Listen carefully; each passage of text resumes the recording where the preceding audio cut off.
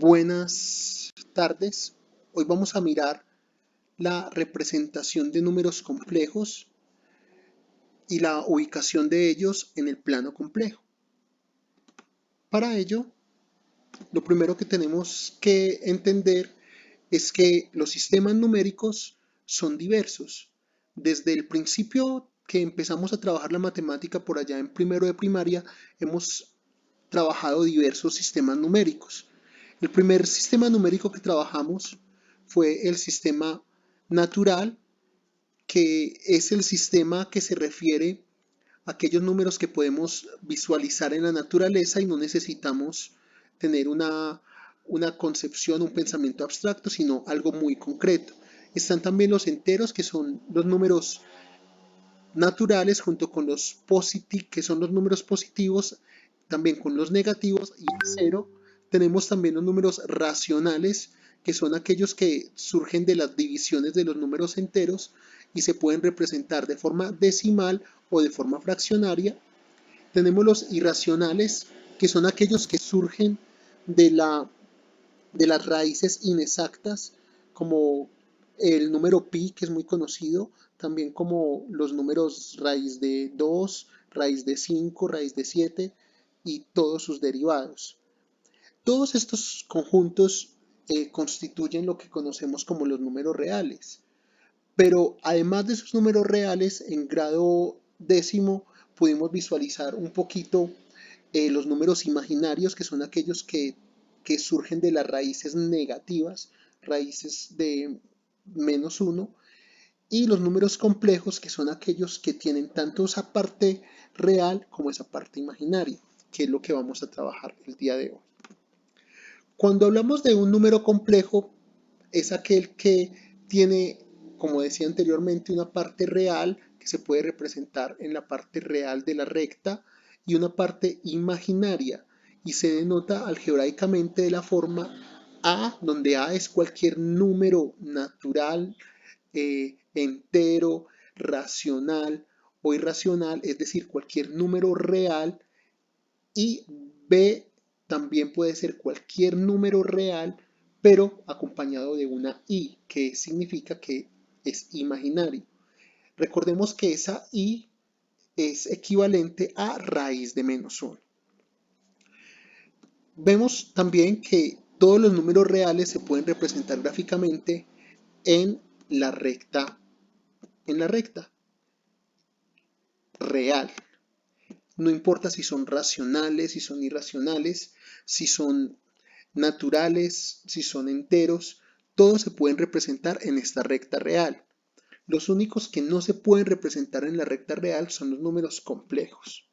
Desde esta perspectiva, ellos requieren de algo más, no solo una recta real, sino un plano que tiene un eje X y un eje Y. Un eje X que se conoce como recta real y un eje Y que se conoce como recta imaginaria. Este plano se denomina plano complejo. Cuando estamos usando el plano cartesiano para representar números complejos, ya deja de ser plano cartesiano y se denomina plano complejo. Los números complejos además se pueden representar en forma rectangular, es decir, en forma de punto. También se pueden representar en forma polar, es decir, R con un ángulo θ, y en forma algebraica, como decía anteriormente, A más BI. Todo dependiendo de la necesidad y de los procesos que debemos realizar, y a partir de los patrones y transformaciones de los sistemas coordenados cartesianos. Vamos a realizar algunas ubicaciones en la recta real. Por ejemplo, aquí tenemos la ubicación del punto 2, el número 2. Podemos ubicar, como podemos ver aquí, el 3 medios. Podemos ubicar en la recta real el raíz de 8. Recuerden que para los números racionales e irracionales, al ubicarlos en la recta real o en la recta numérica real, es necesario traducirlos en forma decimal. Asimismo, podemos colocar un número negativo como el -1/3, pero ya cuando vamos a hacer una ubicación como la que nos piden aquí, 3 menos 2i y un medio menos i, no podemos usar solo la recta real. Es necesario empezar a usar el plano complejo. ¿Cómo lo hacemos? Primero ubicamos en el eje real el número real. En este caso es 3. Y luego sobre este eje ubicamos el valor del imaginario, que en este caso es menos 2. Por eso ubicamos el punto 3 menos 2i. Vamos a hacer lo mismo, pero con el otro punto. Nos dice que es un medio real menos 1 en imaginario. Entonces, un medio real, venimos acá a la mitad de 1